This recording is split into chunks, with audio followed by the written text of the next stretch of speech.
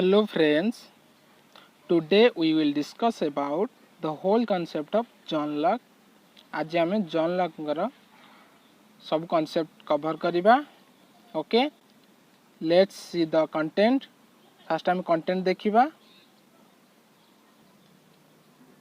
तो first कौन अछि ना जॉन लॉक कर लाइफ स्केच देखिबा. Then John Locke on human nature. से ह्यूमन नेचर ऊपर कौन कहछन देखिबा. John Locke state of nature केमिति रही ताको देखिबा. John Locke social contract theory से सोशल कॉन्ट्रैक्ट थ्योरी तांकर कोन रही देखिबा. Then John Locke theory of property. ये पांचटा टॉपिक हमें आज कवर करबा. ओके, तो स्टार्ट करबा. तांकर फर्स्ट लाइफ स्केच अछि देखिबा हमें. John Locke was an English philosopher. He was born in 29 August 1632 in Somerset, England. John Locke हेउछंती से जन इंग्लिश फिलोसोफर. से 29 अगस्त 1632 मसीह इंग्लैंड रे से समरसेट रे जन्मग्रहण करथिले. ओके, तो सेथि पई से इंग्लैंड रे जन्मग्रहण करथिले तांको इंग्लिश फिलोसोफर बोली कहा जाय. He was the father of liberalism. Liberalism रो तांको फादर मध्य कहा जाय. कागो ना जॉन लॉक को. He is a utilitarian and also a realist. है से जन यूटिलाइटेरियन मध्य एवं तांको रियलिस्ट मध्य कहा जाए. ओके, से जने वास्तववादी अटंती. He was also known as a physician. से जने फिजिशियन अटंती कारण he was completed his bachelor of medicine. से जो बैचलर ऑफ मेडिसिन जो कोर्स अछि से ऑक्सफोर्ड यूनिवर्सिटी रे 1675 मसीह से कौन से कोर्स करथिले. तो सेथि पय तांको फिजिशियन बोली कहा जाय. बुझियला. When John Locke was 10 years old, the English Civil War 1642 to 1651 was started in England. जेते बेले जॉन लॉक 10 वर्षर थिले सेही समय रे इंग्लिश सिविल वार स्टार्ट होइतिला. केबे ना 1642 मसीह रे एवं सेटा को पर्यंत चलतिला ना 1651 मसीहा पर्यंत से इंग्लिश सिविल वार चली. ओके, देन देखिबा इंग्लिश सिविल वार कौन सेटा को हमें देखिबा. तो सेटा 1682 मसीहा आरंभ करिकी 1651 मसीहा पर्यंत से इंग्लिश सिविल वार होइतिला. इंग्लिश सिविल वार कौन जानिबा. Violent conflict between supporters of monarchy catholics and supporters of parliament protestants. है क्या मध्य एटा कॉन्फ्लिक्ट सृष्टि होता ना. जो सपोर्टर थिले मोनार्की रे सपोर्टर जो माने थिले तांको कैथोलिक बोली कहा जाए एवं पार्लियामेंट रे जो माने सपोर्टर थिले तांको प्रोटेस्टेंट्स बोली कहा जाए. तो मोनार्की आ पार्लियामेंट भितर एई दुईटी मध्य रे जो कॉन्फ्लिक्ट लागि रहितला सेई कॉन्फ्लिक्ट को कोन इंग्लिश सिविल वार बोली कहा जाए. Okay, the king Charles one was beheaded and monarchy abolished. जेते बेले चार्लेस वन जो किंग थिले तांको हटाइबा द्वारा बा तांको कोन हत्या करिया द्वारा मोनार्की जो थिला सेही समय रे कोन मोनार्कीटा अबोलिश होई गला. बुझियला. चार्लेस वन को हटाइबा द्वारा मोनार्की मध्य अबोलिश होई गला. Okay, king Charles one was publicly executed in 1649 just a few feet away from where Locke was studying at Westminster School. जेते बेले जॉन लॉक वेस्टमिनिस्टर स्कूल रे पढ़ुतिले से समय रे कोन होइछ ना से लाइब्रेरी रे पढ़ुतिया समय रे हमर जो किंग रहले चार्लेस वन तार पाखा पाखी गोटे स्थान रे कोन होइछ ना से किंग को हत्या करा जाई. तो ताहार शब्द कोन जॉन लॉक को कान रे पड़िछि. से जिनछटा हम देखिबा. The scream of the crowds heart in the library marked in deeply. तो सही समय कौन है ना से राजा को हत्या करने द्वारा तांकर जो शब्द रही से शब्द को आमर जॉन लॉक लाइब्रेरी रही से शुणी पारिछंती. बुझियला. तो से शब्द शुणिया द्वारा से बहुत प्रभावित होइछंती. तो देखिए आमे कौन है. Okay, John Locke met lord Ashley in 1666. John Locke क्या को भेटी थिले ना लॉर्ड आस्ले को भेटी थिले 1666 मसीह रे. Lord Ashley is prominent English politician and founder of Whig party. Lord Ashley की हम जानिबा. तो से होछंती जने इंग्लिश पॉलिटिशियन. ओके, से होछन जने कोन prominent English politician and founder of Whig party से वीक पार्टी जड़े फाउंडर मध्य अटंती okay John Locke served Ashley as his personal physician John Locke lord Ashley को पर्सनल ट्रीटमेंट करथिले कौ समय ना जेते बेले कि लॉर्ड आसलेंकर देह खराब थिला से समय से जॉन लॉक जोटी कौन आमर जो ऑक्सफोर्ड यूनिवर्सिटी कौन बैचलर ऑफ मेडिसिन जो कोर्स करथिले से समय रे लॉर्ड आसले से कौन तांको भेटी थिले तो से समय से कौन गले तांको देह खराब होउथिबा समय से तांको ट्रीटमेंट करथिले okay so due to his contacts with lord आसले John Locke got an opportunity to know some other politicians and politics closely. Okay, तो से तांको पर्सनल ट्रीटमेंट करिया द्वारा से समय कौन करछंती ना जॉन लॉक लॉर्ड आसलिंग ठारू जो अलगा बा अदर पॉलिटिशियन मानक विषय रे एवं पॉलिटिक्स विषय रे ब्रीफली भल भाबरे से शिखि पारिछंती तांकठू बुझियला अदर पॉलिटिशियन मानक विषय रे से जानिबा को पाइछंती एवं पॉलिटिक्स को से भल भाबरे शिखिछंती तांकठू ओके देन जीवा नेक्स्ट स्लाइड को John Locke worked as secretary of the board of trade and plantations से जो रहिला the board of trade and plantation रा सेक्रेटरी भाबे कार्य करथिले एवं आ गोटे कोन रहिछ ना with secretary to the lord protectors of Carolina जो रहिला लॉर्ड प्रोटेक्टर्स ऑफ कैरोलिना ताहार मध्ये से सेक्रेटरी भाबे से कार्य करुथिले okay Locke involved in politics when Ashley became Lord Chancellor in 1672.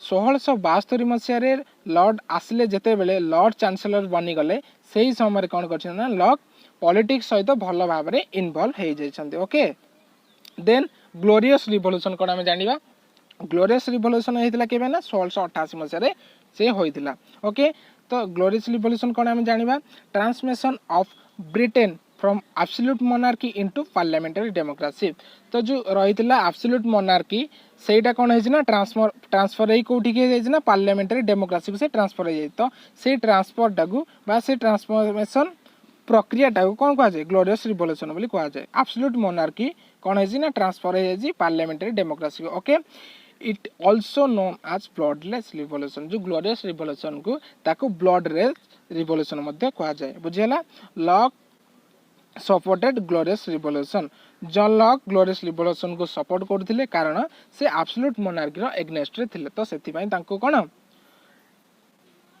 Glorious revolution को से सपोर्ट करथिले ओके देन जॉन लॉक रो मेन बुक्स कोन अछि हम देखिबा तो फर्स्ट अछि तांगर two treatises on civil government जोटा पब्लिश हेतिला 1689 रे ए लेटर कंसर्निंग टॉलरेशन 1689 रे पब्लिश होइतिला an essay concerning human understanding सेटा मध्ये 1689 रे से पब्लिश होइची a second letter concerning toleration जोटा हेतिला 1690 रे पब्लिश होइतिला okay then some thoughts concerning education 1693 रे पब्लिश होइतिला okay then Locke never married nor had children से जॉन लॉक मैरिड कर नथिले एवं तांकर कोनोसी चिल्ड्रन मध्ये नथिले okay John Locke was died in 28 October 1704, 72 years, High Labour, United Kingdom. John Locke 28 October 1704 मसीह 72 वर्ष बयस से यूनाइटेड किंगडम रो हाई लेबर से मृत्युवरण करथिले ओके देन जीवा में नेक्स्ट स्लाइड को नेक्स्ट अछि John Locke and human nature okay human nature कोन अछि हम देखिबा According to John Locke, man is self-centered. John Locke का मतरे मनुष्य होजी self-centered अटे यार अर्थ कौन हम जानिबा it means man is thinking about self-interest, self-desire and man is capable of taking care of the interest of others. यार अर्थ होजी self-centered कहले मनुष्य सेल्फ इंटरेस्ट कथा भाभी थाए एवं यह सहित से अन्यर इंटरेस्ट कथा मते भाबिया पई से कैपेबल अटे बोली से कहछंती मनुष्य सेल्फ इंटरेस्ट कथा भाबिया सहित से अन्यर इंटरेस्ट कथा मते से भाबी थाए बुझियला then in man reasons and passions are present in balanced form okay तो लॉक कहछंती जे मनुष्यर विवेक एवं पैशन बोले कौन जो पाइबार इच्छा तार रही यही दुईटा जाक कौन इक्वाल अटे बा से बैलेंस फॉर्म अच्छे बोली से कहते। So in Locke's word reason in man guides him not to harm the other in life, liberty, health and property. Locke कहते जे reason विवेक अन्यर life liberty health and property को केबे हेले हार्म पहुंचाइबो नाही बा क्षति पहुंचाइबो नाही। Okay then man is rational enough to understand that if he respects the life, liberty, health and property, the other person will also respect his rights. मनुष्य जदि अन्यर life liberty health and property को respect करिवो तेबे अन्य माने निहाती भाबरे तार राइट्स को रेस्पेक्ट करिवे। बुझेला? Then Thomas Hobbes gives the pessimistic view about British history. Thomas Hobbes कौन देइछन्ति ना ब्रिटिश हिस्ट्री उपरे से गोटे pessimistic view देइछन्ति किंतु Locke gives a balanced view. Locke कौन करछन्ति ना से ब्रिटिश हिस्ट्री उपरे गोटे balanced view देइछन्ति जोटा कौन रिजन्स एंड फैशंस को से बैलेंस बोली से कहछन्ति विवेक एवं जो पाइबार इच्छा रही से दुईटा कौन गोटे बैलेंस बा इक्वाल बोली से कहछन्ति। Okay which means according to Thomas Hobbes the human nature is bad but according to John Locke the human nature is good. तो ह्यूमन नेचर को थॉमस हॉब्स बैड बोली कहछन्ति एवं जॉन लॉक ह्यूमन नेचर को good बोली कहछन्ति। बुझियला? Then जीवा नेक्स्ट स्लाइड को नेक्स्ट अछि कोन देखिबा देन अच्छी John Locke on state of nature. तो स्टेट ऑफ नेचर कौन अच्छी हमें देखिबा John lock. Okay state of nature is a hypothetical concept used by social contract thinkers to show how our life will be in the absence of state or when we live just according to nature. State of nature कहले ये जो state of nature है गोटे hypothetical concept से social contract जो thinker गुड़ाक रहिले से मानक द्वारा यह हूँ गोटे कौन हाइपोथेटिकल कॉन्सेप्ट अटे एवं यही स्टेट ऑफ नेचर रे लोक माने को भली भाव रे जीवन यापन करंदी ना स्टेट रो एब्सेंस रे बिना स्टेट रे से माने कौन जीवन यापन करिथांती एवं तत्सहित in just according to nature तार प्रकृति अनुसार से माने से स्टेट रो एब्सेंस रे एवं कौन तांकर जो नेचुरल राइट्स गुड़ाक रही आगो को आम पढ़ा तो से नेचुरल राइट्स द्वारा से माने जीवन यापन करिथांती स्टेट रो एब्सेंस रो। Okay then according to Thomas Hobbes the state of nature is state of war. Thomas Hobbes कौन कहते आमे यार पूर्व वीडियो रे आमे भल भाव आलोचना करछि। तो स्टेट ऑफ नेचर रे जो स्टेट ऑफ नेचर को Thomas Hobbes state of war बोली से कहछन्ती because man does not have sufficient reason and in state of nature there is no right not even security of life. Thomas Hobbes कर state of nature आमे कौन पढ़ी ना तो state of nature रही सेठी सफिशिएंट रीजन बा लोक मानकर विवेक नहीं एवं सेठी कौनसी राइट्स नहीं not even security of life जीवन रो कौनसी सिक्योरिटी मध्य सेठी नहीं बोली से थॉमस हॉब्स कही स्टेट ऑफ नेचर रे। But according to John Locke किंतु जॉन लॉक का मतरे the state of nature is state where peace mutual assistance and good will prevail and in state of nature people enjoy natural rights because of the presence of reason that is natural law। Okay से कहते जे John Locke जो state of nature रही से state of nature से peaceful बोली से कहते जो कि गुड विल अच्छी। Okay good will prevail and in state of nature people enjoy natural rights से ही स्टेट ऑफ नेचर रे लोक माने तांकर जो नेचुरल राइट्स रही ताकू से माने उपभोग करछन्ती because of the presence of reason that is natural law कारण से मानकर जो कौन प्रेजेंस ऑफ रीजन बा एई जो स्टेट ऑफ नेचर रे लोक मानकर कोन विवेक रही अछि बोली से कहछंती से नेचुरल राइट्स को से माने एन्जॉय करछंती। तो नेचुरल लॉ कोन हमें देखिबा। ओके, नेचुरल लॉ कोन हमें आलोचना करिबा। According to John Locke natural law से दैट नेचुरल लॉ कोन कहूची ना no one out to harm another life health liberty और पोजीशन। केही भी अन्यर कौनसी लाइफ हेल्थ लिबर्टी और पोजीशन को हार्म पहुंचाइबे नहीं। Okay, natural law can be discovered by the application of human faculty of reason. Natural law जो नेचुरल लॉ रही सेटा कहा द्वारा डिस्कवर होती से कहते ह्यूमन फैकल्टी ऑफ रीजन बा लोक मानकर जो विवेक रही से एप्लीकेशन द्वारा जो नेचुरल लॉ रही से डिस्कवर होती से कहते बुझीगला। देन नेचुरल राइट्स कौन रही है देखा। It is a set of rights of human beings derived from nature. Natural rights कौटू डिराइव्ड होती कौटू अणा नेचुरल राइट्स कहले सेटा कौन नेचुरल राइट्स बोले कौन नेचर ही आसी से राइट्स गुड़ाक।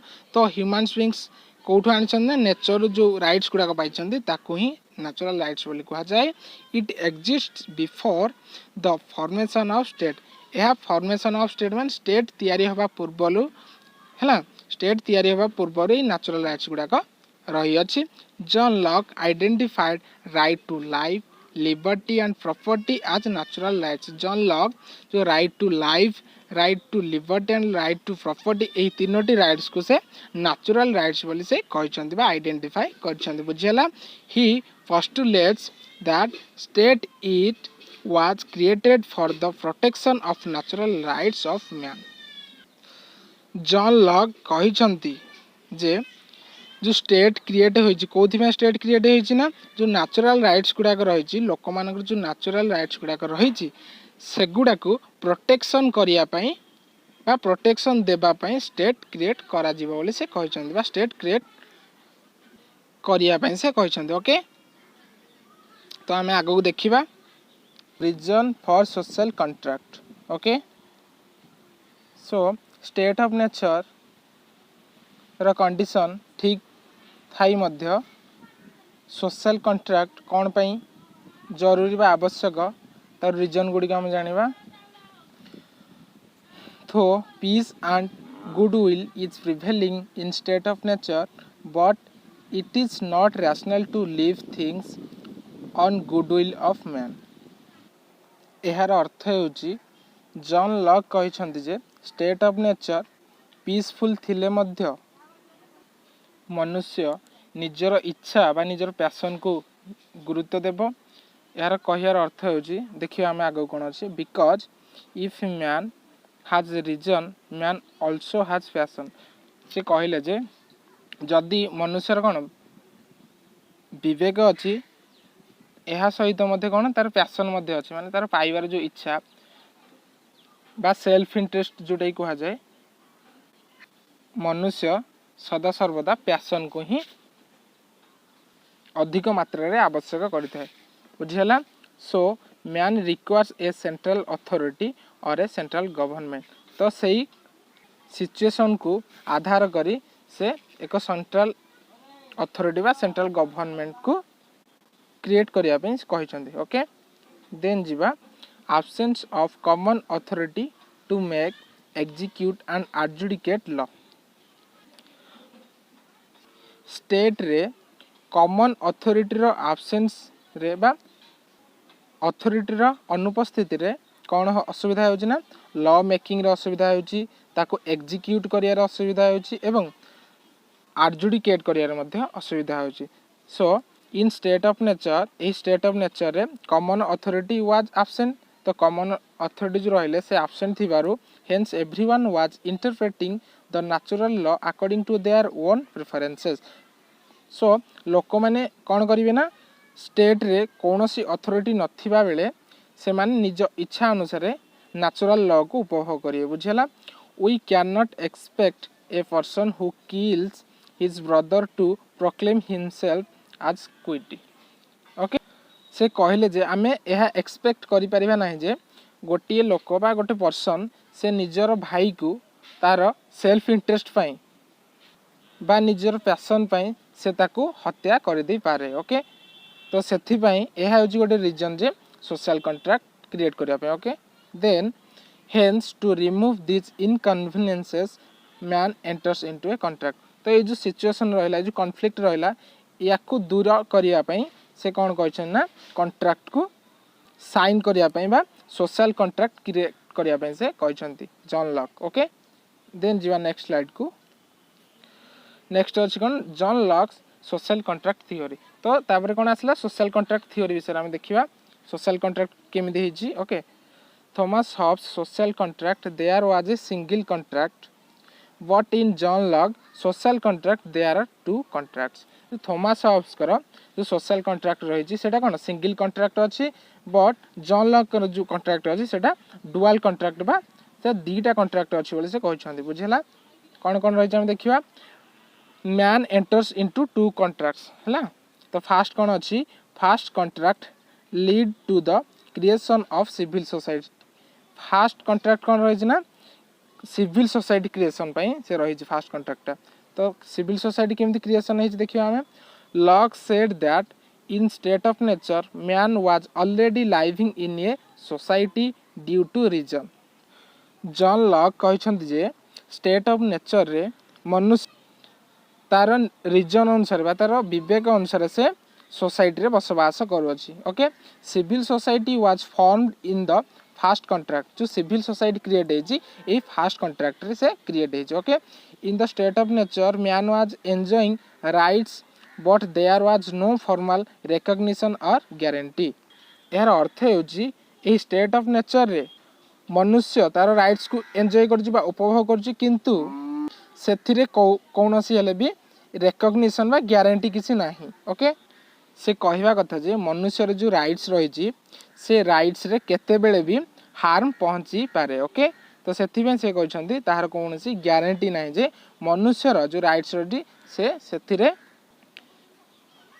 केते बेले मध्य हार्म पहुँची पारे। Okay, hence in this first contract people have guaranteed each others right by giving formal recognition। तो से फास्ट कॉन्ट्रैक्ट करछंती जे से जो कौन मैन मानकर जो राइट्स रही राइट को से एंजॉय कर उपभोग कर से राइट्स को प्रोटेक्शन करने बा ताकू रिकॉग्निशन देवाई पीपुल मानक से ग्यारंटी देइछंती ए फास्ट कॉन्ट्रैक्ट द्वारा। Okay, then second contract lead to the creation of government. First contract रे कौन है ना creation of civil society. First civil society create कराई बुझेला। तो सेकेंड कॉन्ट्रैक्ट रे कौन है ना क्रिएशन ऑफ गवर्नमेंट क्रिएट कराई। देखिए आम कौन है people have transferred 3 of their rights to the government. लोक मैंने तीनोटी राइट्स कौन करेंगे ना गवर्नमेंट को ट्रांसफर करेंगे। कौन कौन से गुड़ाक देखिए आम right to make law making, right to execute law implementation जो लॉ रहा इम्प्लीमेंट करने, राइट टू एडजुडिकेट लॉ जी भी आईन एग्नेस्ट गला ताकू लॉ अनुसार बा आईन अनुसार ताकू पनिश करा जिवो। तो यही तीनोटी राइट्स से माने गवर्नमेंट को ट्रांसफर कर बुझेला। देन जीवा नेक्स्ट स्लाइड को। Hence amongst the common authority of 3 organs. तो से तीनोटी कौन कर अथॉरिटी कॉमन अथॉरिटी से क्रिएट कर तीनोटी ऑर्गन तार रही कौन कौन देखा गोटे लेजिस्लेचर बा लेजिस्लेटिव जे कि लॉ मेकिंग करे, सेकेंड एग्जीक्यूटिव जे कौन लॉ को इम्प्लीमेंट करे एवं लास्ट रहा कौन जुडिशियरी जे कौन पनिश करे बुझीगला। देन आसला man has not transferred his right to life liberty and property. किंतु एटा इम्पोर्टेंट अच्छे जे मनुष्य तार जो right to life liberty and property रही ताकू से ट्रांसफर करी नाही काहाकू ना गवर्नमेंट को बुझीगला। Locke gave the concept of government by consent.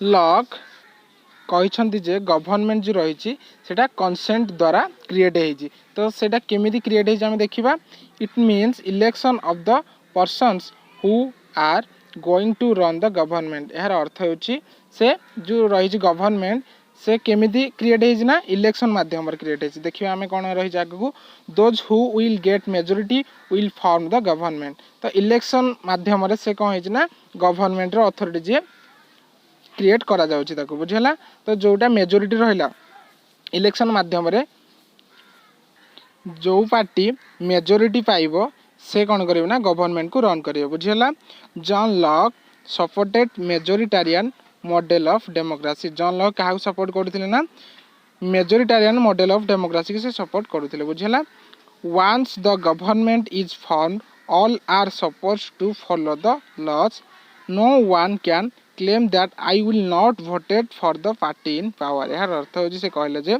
जदी थरे गवर्नमेंट फॉर्म हो गला तापर कौन है ना all are suppose to follow the law समस्ते बाध्य जे सही लॉ को फॉलो करिया पई no one can claim that I will not voted for the party in power केही भी कहि परिबे नाही जे मु वोट देई नाही आउ मु कोनोसी लॉ को फॉलो करिबि नाही तो केही भी एमिति कहि परिबे नाही बुझिला then power of the government रो कोन पावर्स रहि ताको हम देखिबा Thomas Hobbes gave absolute power to the government Thomas Hobbes कौन कर ना थॉमस हॉब्स आम जो पढ़ी यार बिफोर क्लास रे कौन से गवर्नमेंट को एब्सोल्यूट पावर देइछंती किंतु John Locke gave only limited powers to the government किंतु जॉन लॉक कौन कर ना गवर्नमेंट को लिमिटेड पावर देइछंती okay powers of government is limited by fundamental rights government रे जो पावर गुडी रहिला यह लिमिटेड अटे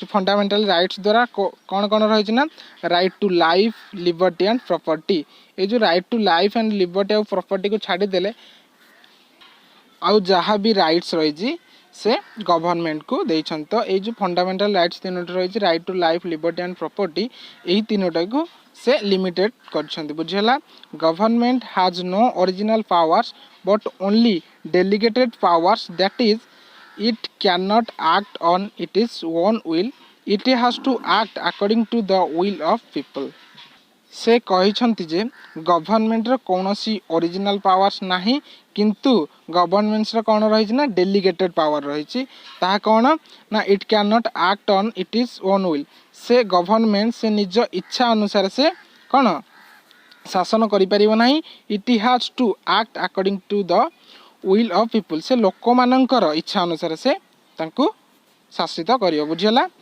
if government does not act according to wishes of people people will have right to revolt जदि गवर्नमेंट कौनसी भी कथा न शुणेबा लोक मानकर इच्छा अनुसार से कार्य न करे तेबे कौन करि परिबे ना लोक माने गवर्नमेंट रो एग्नेस्ट रे से माने रिवोल्ट करि परिबे बुझिला तो कौन रही आम देखा से केमिति रिवोल्ट करेंगे आम नेक्स्ट स्लाइड रे देखा ओके देन अच्छी John Locke theory of property John Locke property को बेसी गुरुत्व देइछंती तो देखिबा कौन अच्छी फास्ट अच्छी ओरिजिन ऑफ प्रॉपर्टी प्रॉपर्टी किंतु ओरिजिन है देखा property was held in common ये property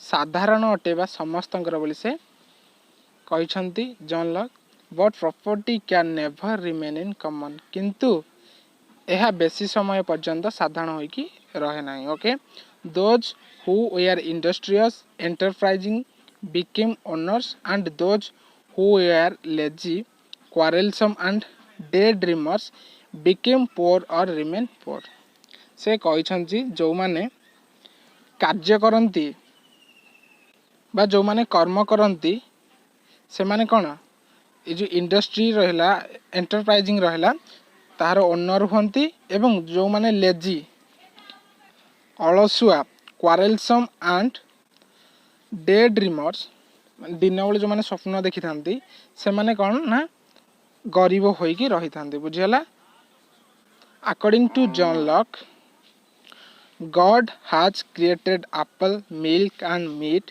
to eat and drink but not to sacrifice John Locke के मतरे गॉड भगवान एप्पल मिल्क एंड मीट एगुड़ा को कौन क्रिएट कर कौन ना खाइबा एवं पीवा सेव क्षीर एवं मांस खाइबाकू एवं पीबाकू से तैयारी करछंती किंतु सैक्रिफाइस करिया पई एहा नुहे बोली से कहछंती God has created property so that man can lead good life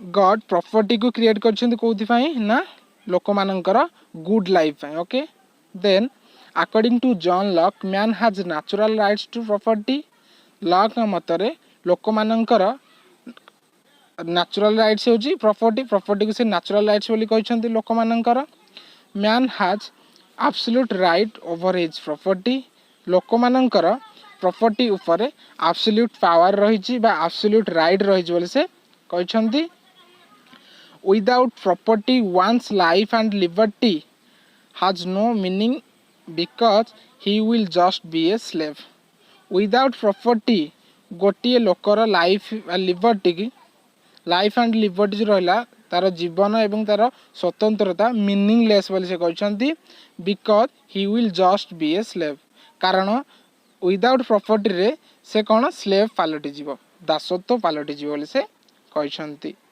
okay then John Locke is known as scholar of positive individualism John Locke को पॉजिटिव इंडिविजुअलिज्म रो स्कॉलर बोली कहा जाए थॉमस हॉब्स को मध्य पॉजिटिव इंडिविजुअलिज्म रो scholar बोली कहा जाए जॉन लॉक को कम पॉजिटिव इंडिविजुअलिज्म बोली कहा जाए because of his justification of absolute right to property को से एब्सोल्यूट बोली जस्टिफिकेशन देइथिबारु तांको जॉन लॉक को पॉजिटिव इंडिविजुअलिज्म रो स्कॉलर बोली कहा जाए बुझियला देन अच्छे limitations on right to property रो केते गुडी लिमिटेशंस रही ताको हमें देखिबा फास्ट अच्छी नो राइट टू स्पॉइल यार अर्थ होची वन कैन नॉट स्पॉइल और डिस्ट्रॉय प्रॉपर्टी